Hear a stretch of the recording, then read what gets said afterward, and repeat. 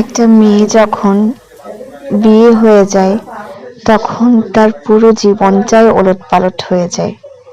আর যখন একটা ছেলে বিয়ে করে তখন সেই ছেলেটার বলতে গেলে কিছুই পরিবর্তন হয় না, শুধুমাত্র তার বিছানার একটা অংশ ছাড়া। তার জীবনের কোনো স্যাক্রিফাইসই নেই, কিচ্ছু নেই, কোনো চেঞ্জ নেই।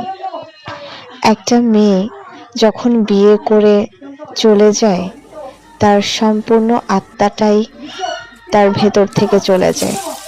সে তার পছন্দের বাড়িটা ছেড়ে দেয়, নিজের জন্মদাতা বাবা মাকে ছেড়ে দেয়, নিজের পছন্দের খাবার, পোশাক আশাক, নিজের পছন্দের সব শখগুলো, সমস্ত কিছু ছেড়ে সে নতুন একটা জায়গায় চলে আসে।